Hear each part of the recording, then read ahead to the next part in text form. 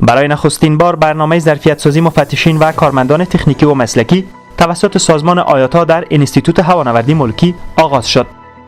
برنامه ظرفیت‌سازی مفتشین و کارمندان تکنیکی و مسلکی در 14 بخش یکی از بهترین برنامه‌های آموزشی در تاریخ هوانوردی کشور است که برای 55 تن از کارمندان هوانوردی ملکی به مدت 1 سال برگزار می‌گردد. برگزاری این برنامه در مراحل سه‌گانه ابتدایی، تخصصی و آموزش عملی راه‌اندازی می‌شود. این برنامه با تلاش معینیت عملیاتی اداره هوانوردی ملکی و تحت نظر این معینیت در همکاری سازمان بین‌المللی آیاتا و حمایت مالی USAID راه‌اندازی می‌گردد. این برنامه با اشتراک امانزیب انصاری معین عملیاتی اداره هوانوردی، رؤسای بخش‌های تکنیکی، ترینران خارجی و حضور کارمندان معرفی شده در برنامه آموزشی قبل از ظهر امروز افتتاح شد.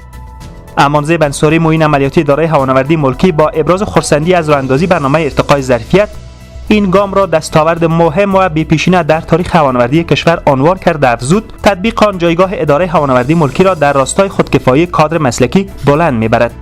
آقای انصاری تاکید ورزید که فراهمسازی چنین فرصت‌ها یکی از راه‌های رسیدن به خود اتکایی هوانوردی ملکی کشور در زمینه امور تکنیکی میباشد. او همچنان از اشتراک کنندگان خواست که از فرصت پیش آمده با جدیت تمام استفاده مؤثر و بهینه نمایند. از شما تقاضای من این هستند که ما از اونا کمک خواستیم شما کوشش کنید که با طریقه احسن یاد بگیرین، دلسوزانه یاد بگیرین و این فکر کنید که در آینده شما هوانوردی هستین، این شما خانه‌تان هستین، شما باید جور کنین.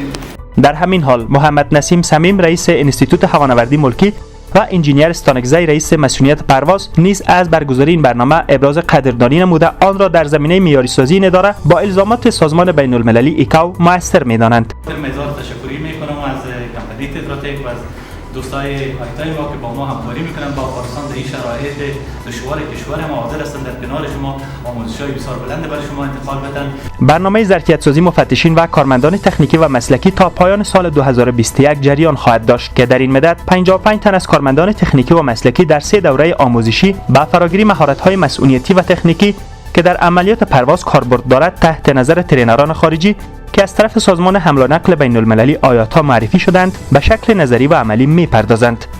گفتنی است که بخش عمده آموزش‌های عملی با استفاده از امکانات تکنیکی انستیتوت هوانوردی ملکی مانند دستگاه تاور سیمولاتور در داخل کشور و بخشی آن در بیرون از کشور اجرا خواهد شد.